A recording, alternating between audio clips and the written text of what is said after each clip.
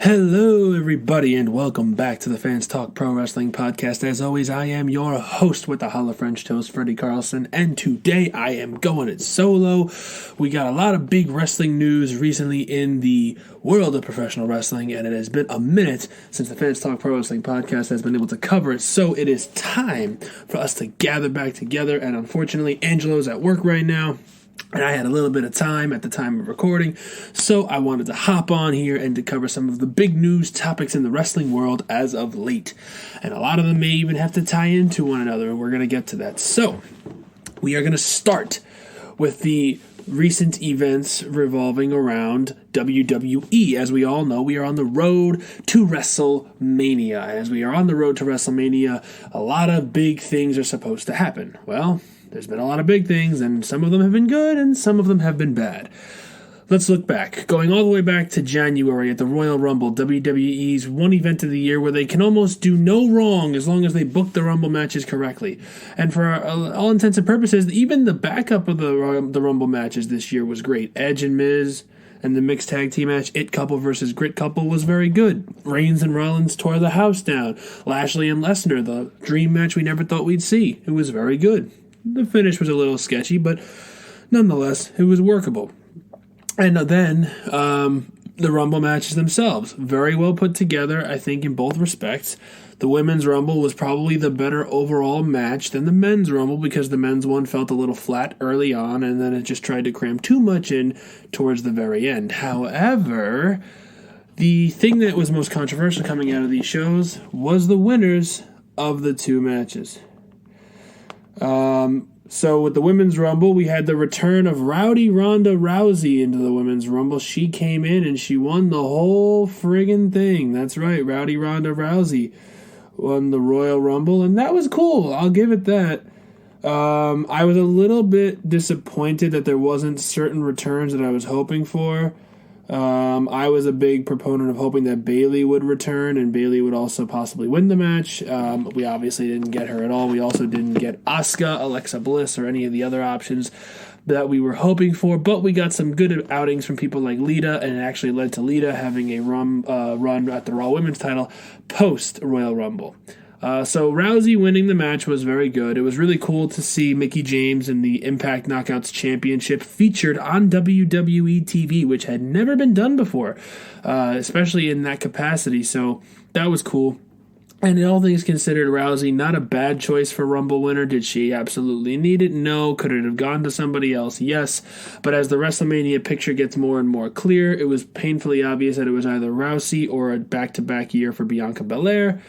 And realistically, it could have gone either way. But nonetheless, Ronda Rousey won the Women's Rumble, and I can let that one go. The Men's Rumble was a bit more chaotic. I was very hyped. The numbers 1 and 2, AJ Styles and Shinsuke Nakamura, being the focal points of the early part of the match. Austin Theory had a great showing. Ridge Holland lasted a long time, and those were some early highlights. It was cool to see Omos, not be used improperly. He was a proper big man, and that's kind of what you want when you have a match like this, so that was good. But it still felt a little flat. It felt like the middle part of the match was kind of just trailing on, looking to get where we wanted to get, and eventually it got to be so much jam-packed into the last 10 or 15 minutes that it was just too much.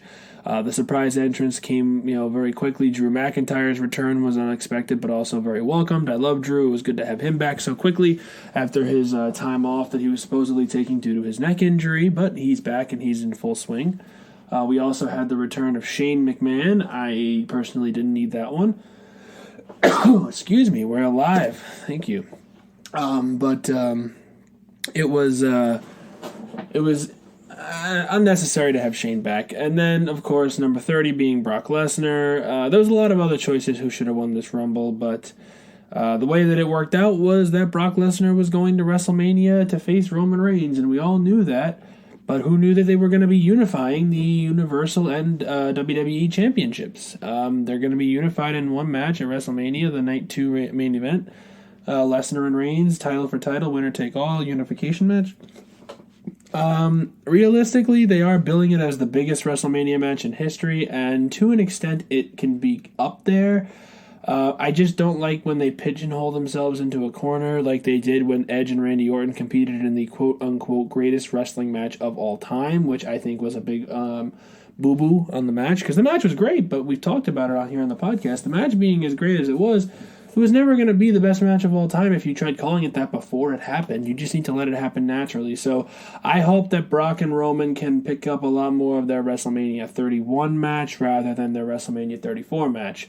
But this actually is a pretty cool factoid about the Reigns and Lesnar match at Mania. It's going to be only the third time in history that a pair of superstars in a one-on-one match will have a one-on-one match at 3 separate WrestleManias.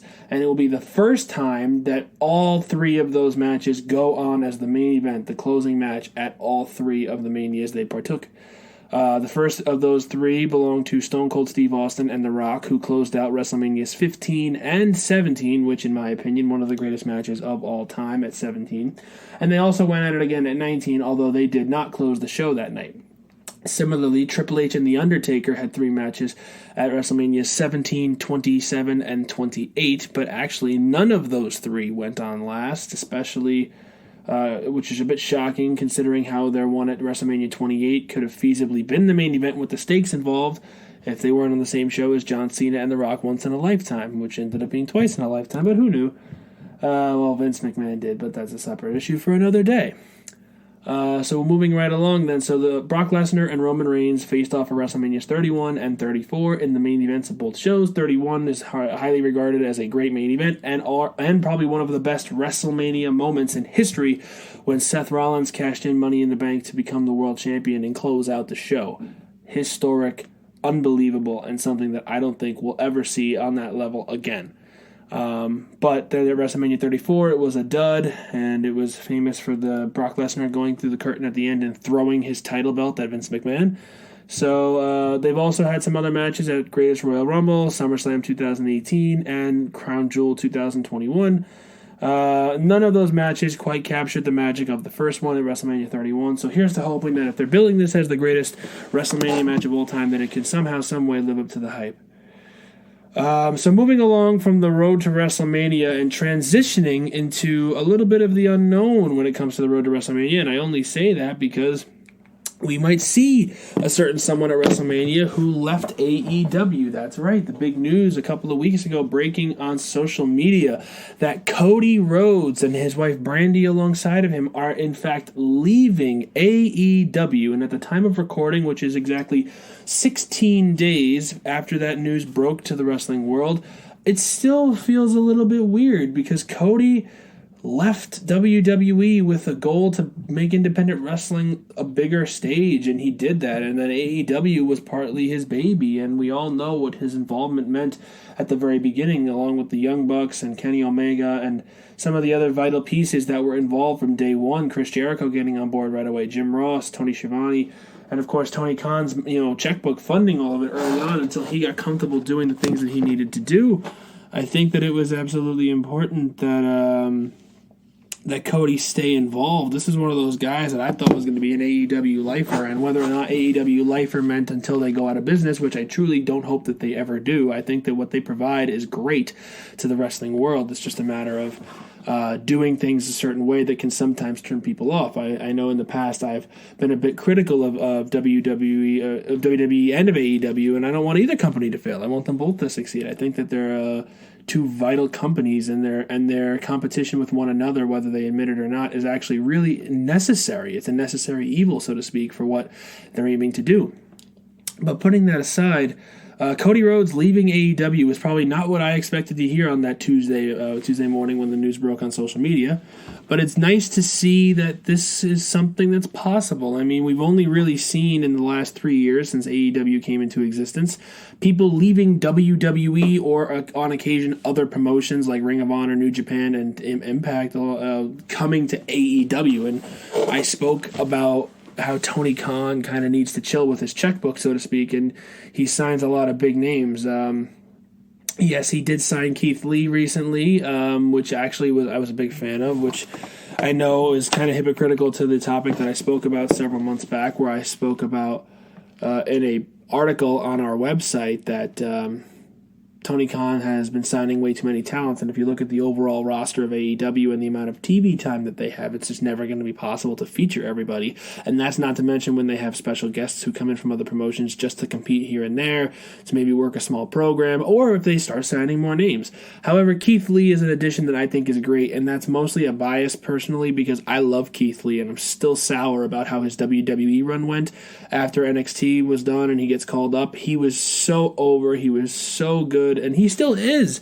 And WWE just dropped the ball, and they changed his attire and his theme song, and we can beat the same dead horse a million more times, but you know what? He's not there anymore. He's in AEW, he's got a great theme song, he's wearing his gear, he's got his beard, which is the best Keith Lee look, and I will not let anyone say otherwise.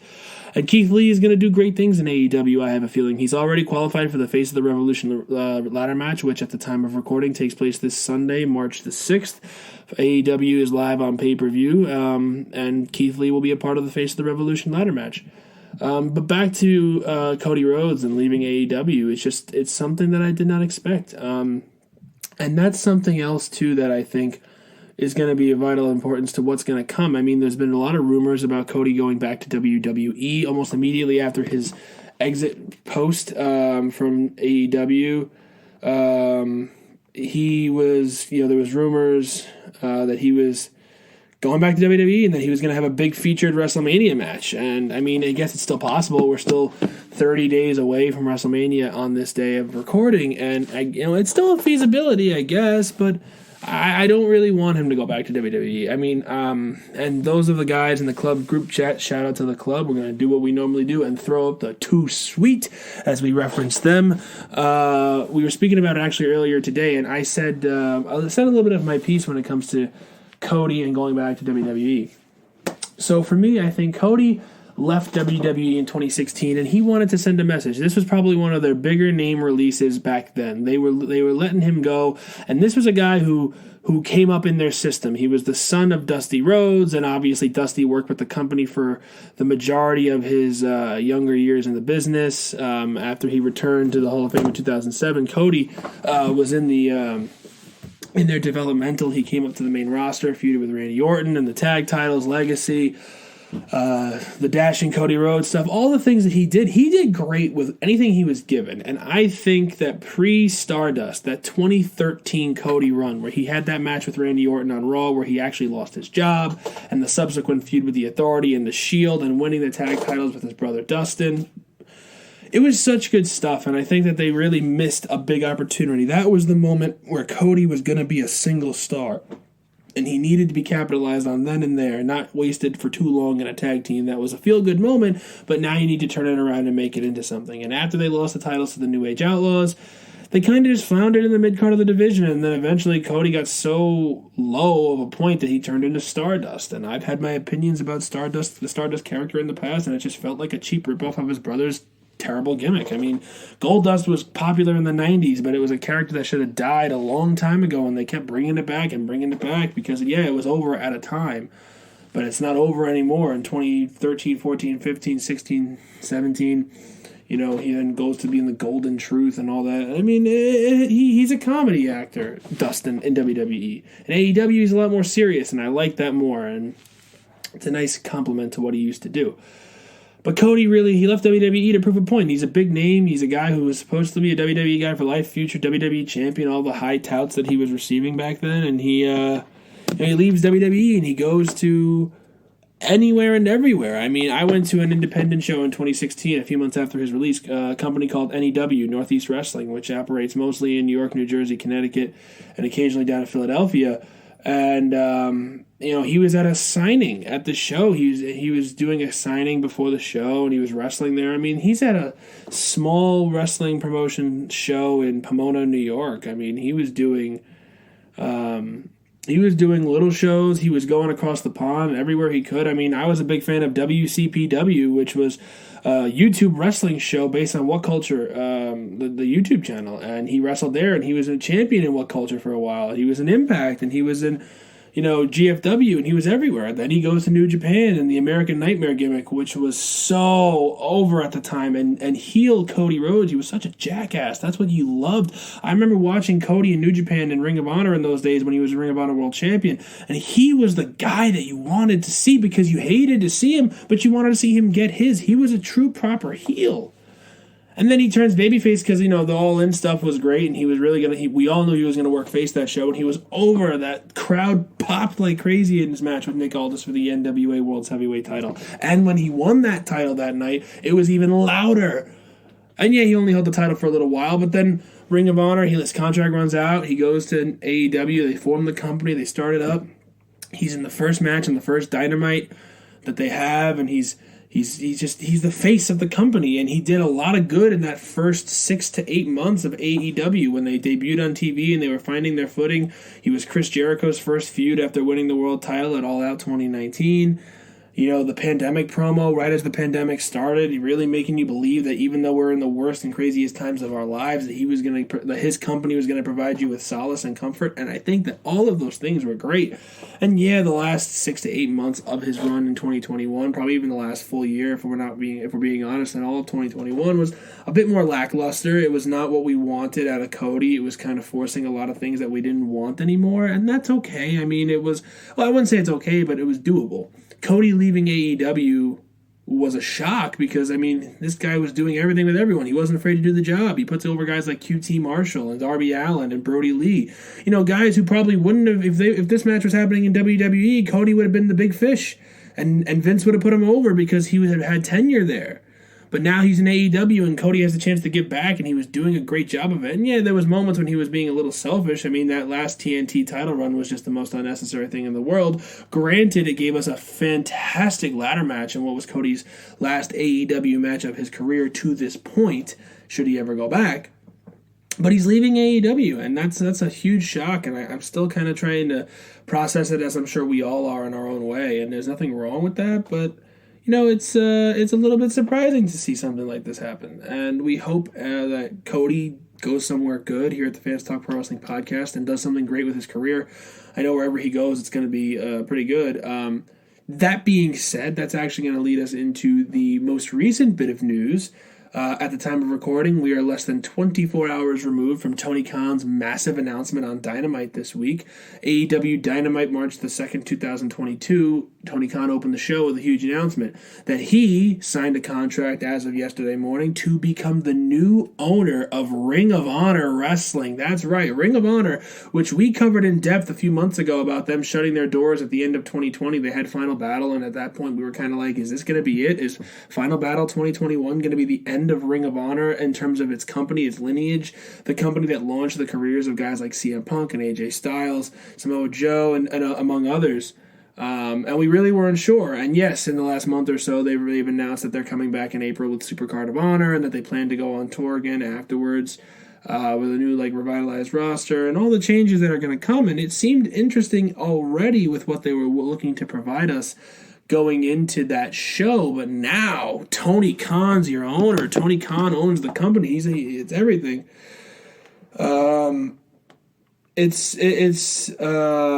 It's really something it's amazing to see. I don't think we've really seen anything kind of like this before. Vince McMahon ate up, at least in the modern era. In the 80s, Vince McMahon ate up the territories, buying them out one by one and acquiring their talent. And if they had a video library, he acquired that too. And that's why nowadays the WWE Network is so diverse. It has so many options to watch because he bought these companies' libraries years and years ago, and he was able to use their wrestlers. Hulk Hogan was not a Vince McMahon project. Yeah, he fine-tuned it to the character that he wanted, but Hulk Hogan started another company, AWA, and he ended up coming to Vince McMahon's company because Vince bought out Verne Gagne and among many other promotions, and he got Hulk Hogan. And it's not, and Andre the Giant, same thing. The Ultimate Warrior, same thing. We can go on, and even when with WCW. Remember, back in the 90s, it was a big deal of who was going to go from WWE to WCW and vice versa, and a lot of the guys that Vince got came from WCW. Benoit, Guerrero, Dean Malenko, Chris Jericho, Goldberg came later on, but even still, guys who came and made a name in WWE. Yeah, there were guys that didn't.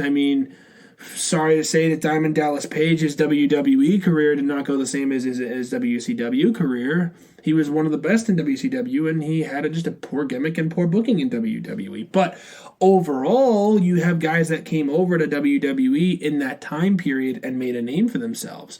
And it's happened even since. I mean, AJ Styles is a prime candidate who left TNA after being with them for over a decade and being their cornerstone for so long, world championships, being the guy there for so long, despite all the influx of talent who were made in WWE. We talked about that too. Kurt Angle, Kevin Nash, Sting, Booker T, guys who were not TNA guys. They were guys from WCW, WWE, or elsewhere, and they came in and they were being the center point of the product that should have been focused around guys like AJ Styles, Samoa Joe, and Frankie Kazarian, for being honest. But Styles stuck out there, and he was the guy for a very long time, and then he left and he went to Ring of Honor and specifically New Japan Pro Wrestling, and he had an amazing run there. His matches were top of the line, world champion over there, wrestling with guys like Okada and Nakamura, and his run in the Bullet Club, and then he comes to WWE, and arguably he's had the best run of his career in WWE for the last 6+ years, simply because he was fine-tuned elsewhere, and Vince McMahon knew what he had and put him out there and made him amazing. So we're talking about Ring of Honor now, who is now owned by AEW. AEW, the company, and the man who owns that and who owns and operates that, Tony Khan, also owns and operates Ring of Honor as of yesterday. And the details are not really exact about what's going to be what. There's a lot of rumors that Ring of Honor and its TV deal and what they do with their shows will actually be more of a developmental NXT type of a show for AEW. And if you're trying to equivocate it to WWE, WWE has Raw and SmackDown. NXT is there too, and that's their developmental, but it's also got a TV deal.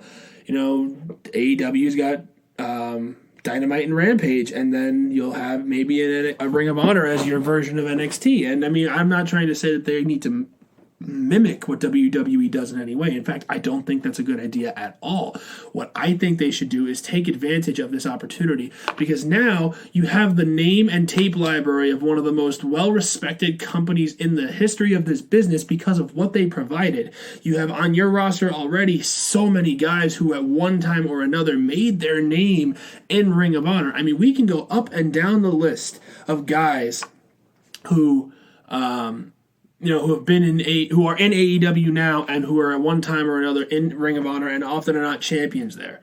How many former Ring of Honor world champions are employed by AEW right now? And I mean, off the top of my head, CM Punk, Christopher Daniels, Jon Moxley, who wasn't AEW, he wasn't Ring of Honor champion, but still, Jon Moxley was there.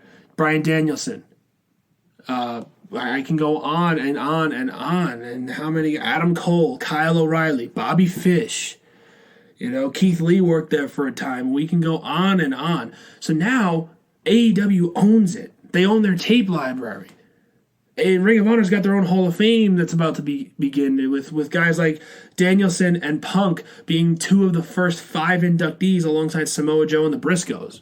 Can you imagine now if you bring guys like the Briscoes, who have been loyal to Ring of Honor for so many years, bring them into AEW now and the matches that they could have with Santana and Ortiz and with FTR and the Best Friends and the Young Bucks again, and renew some old rivalries with the Bucks that we haven't seen since the Bucks left Ring of Honor. The Young Bucks, who were how many times World Tag Team Champions in Ring of Honor, 6-man Tag Team Champions in Ring of Honor. Hangman Adam Page was a star in Ring of Honor, and he's now the AEW World Champion. How about the Ring of Honor champion right now, Jonathan Gresham? He can come over and be a part of this. Bandito, who's technically Gresham's the interim champion in a technical sense, but Bandito too. And we can go on, and I'm so excited for what could come next. There's so many options. And I'm just excited to see what's going to happen.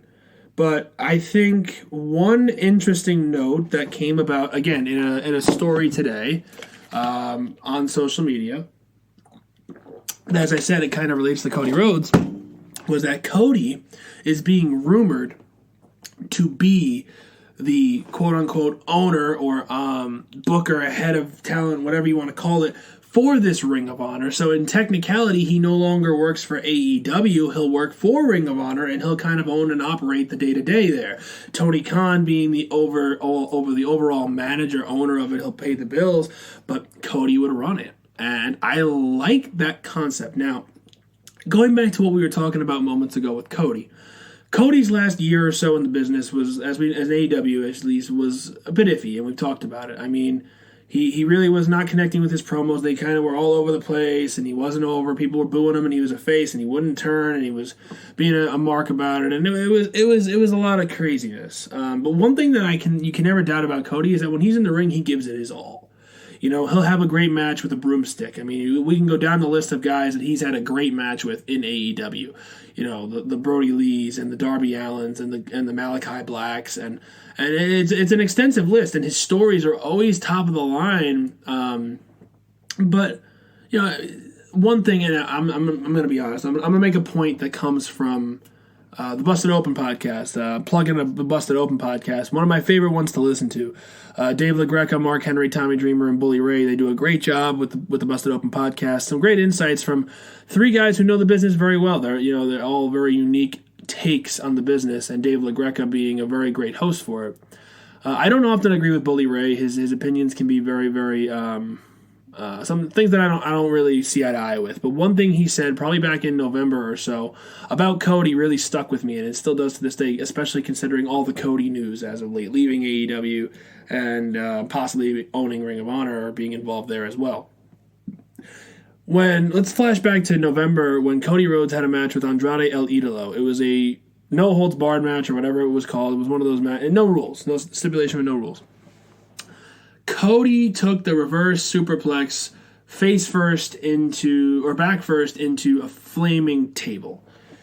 On free TV in a match that did not have that much heat, no pun intended on the flaming table, because it wasn't a match that had been built up for months and months. I mean, yeah, they'd had a few interactions on TV, but it wasn't like it was his blood feud with MJF that lasted for months and months, probably going on towards a year, or his feud with Chris Jericho where he literally put his opportunities at world title matches in the future on the line. You know, this was not that. And he's out here pulling out a flaming table spot.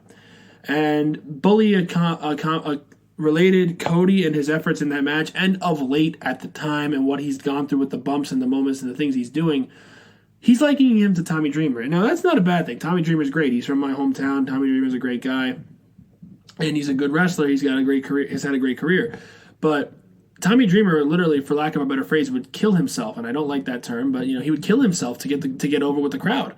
And by the time he realized that he may not need to do everything that he used to do, he was so over for that he had to keep doing it. And if he didn't do it, he wasn't going to connect anymore. And so he was in a pigeonhole, and Cody is putting himself there. And I think if he goes back to WWE, he's going to further pigeonhole himself as a guy who's only in it, A, for the money, and B, because he wants to do whatever he wants with himself. A modern-day Hulk Hogan who's in it for the money, and he's in it to book himself and go over when he wants to and really get what he wants. And I don't know if that's the truth. I hope not, and I don't know what would happen if Cody does go back to WWE. But how about if he does take this thing with Ring of Honor? What if that is where he goes? It's all speculation right now, so we can't guarantee. This is just me talking off the top of my head about it. But if Cody sticks with Ring of Honor and he goes back to where he became a huge star outside of WWE, yeah, he went to every indie company you can imagine. Yeah, he made stops at Impact and then New Japan, but he was the guy in Ring of Honor for the better part of 2017. Ring of Honor World Champion, main event in their shows. I was there at Final Battle 2017 when he faced Dalton Castle for the world title, and when Dalton Castle beat him for that title, the whole place went nuts, and Cody put him over in the best way possible. It was a very good match, and everything was great. So I think that Cody would be a better fit in Ring of Honor. I think that what he can provide there is not going to pigeonhole him, because he can still be an in-ring competitor, and he can also be a great controller of the company. He has a great creative mind. I'll give him that. It's not uncommon for guys to, it would be like the old school promoters kind of thing. There was a lot of guys who were promoters who were also wrestlers back in the day.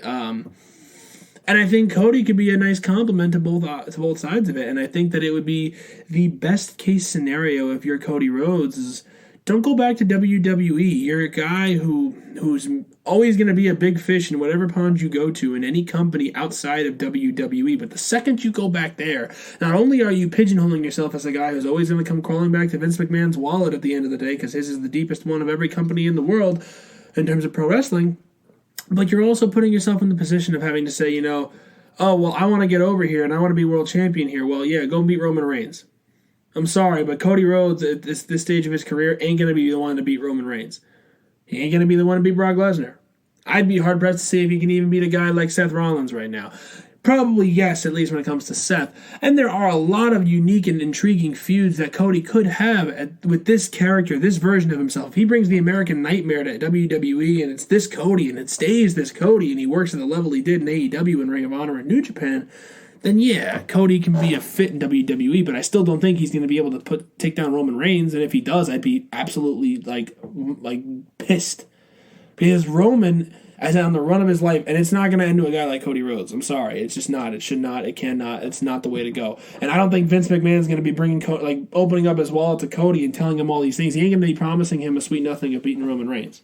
Roman Reigns, when he finally loses the title, or if he wins at WrestleMania, if he doesn't lose at WrestleMania to Brock Lesnar, which could be a feasibility, although I really don't want him to. I want Roman to keep the Universal title, win the WWE title, and be champion for significantly longer, and just work both shows. Roman can be beaten, but it can't be by a guy like Cody. It's got to take time. It's got to play out, and it's got to be to a guy that has a serious blood feud with him. I still think it could be and should be Seth freaking Rollins, because their story does not have a conclusion after what happened at the Royal Rumble, and I think that Roman is like him and Seth tell the best stories with each other. They have a lot of chemistry because they've been working together for so many years, and I truly think that this would be the way to do it. And don't do it right away. Let it play out. Let Roman do his thing and beat everybody. He's already beaten everybody on SmackDown. Let him go and beat everybody on Raw. Let him beat every single person who steps to him. He's already beaten Seth, so Seth will work his way back up. I still think Seth can do a lot of other good in the other parts of the card. And then eventually get that proper main event run by beating Roman Reigns, solidifying himself as the best. That's what I want. That's what I'd love to see.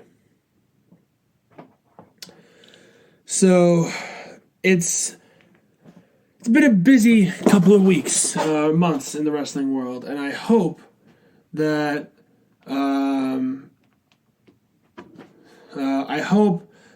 we continue to see some good things. I want to see some clarity with the Cody Rhodes situation. I want to know where he's going to end up and what he's going to do. I want to see some clarity with what's going to happen with Ring of Honor now. Is it going to be a developmental show of Ring of Honor, of AEW? Is it going to be a third brand? Is it going to be, its own entity with Cody Rhodes running it? Is it going to be is Cody going to run it, but is it going to be interesting, intertwined with AEW? Is it going to have crossover? I don't know, and I'd like to know. And also, we're inching closer and closer to the biggest wrestling show of the year. Sorry, New Japan. Sorry, AEW. Sorry, every other company, but it's WrestleMania. It always is WrestleMania, and it always will be WrestleMania. And we got some big matches on tap for WrestleMania. We got Brock Lesnar and Roman Reigns, as we've already mentioned in the main event. The title unification winner-take-all match between Brock and Roman for the Universal and WWE Championships. Winner-take-all titles will be unified as WrestleMania Sunday comes to a close in the main event there. Charlotte Flair will face Ronda Rousey for the SmackDown Women's title on the night one, as will Becky Lynch and Bianca Belair for the Raw Women's title. At the time of recording, we also know that Sami Zayn will face Johnny Knoxville for the Intercontinental Championship, which that's a weird sentence to say, but if that was weird, how about Logan Paul and The Miz versus Rey and Dominic Mysterio? Yeah, that's happening too.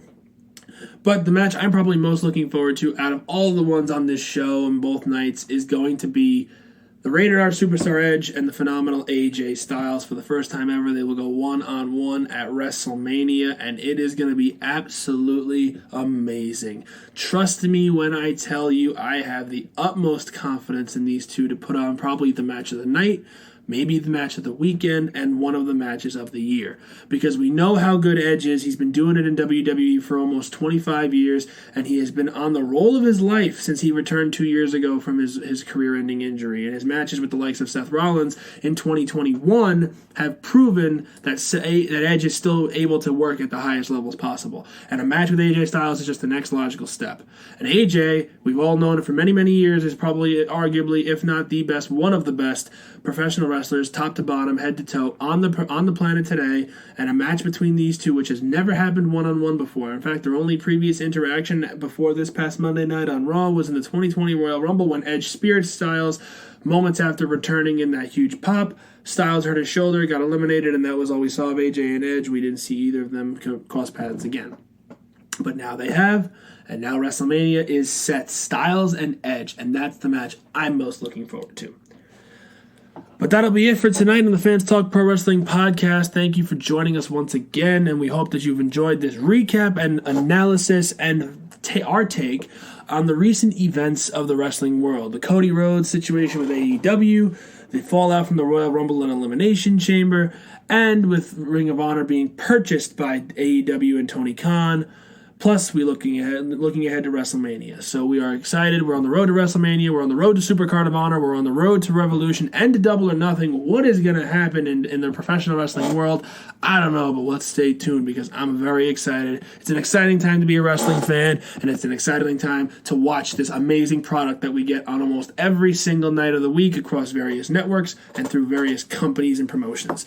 So for the Fans Talk Pro Wrestling Podcast, I have been your host with the Hollow French Toast, Freddy Carlson, and I will see you all very soon. And always remember to like, share, and subscribe, and never be afraid to be a fan. So long, everyone.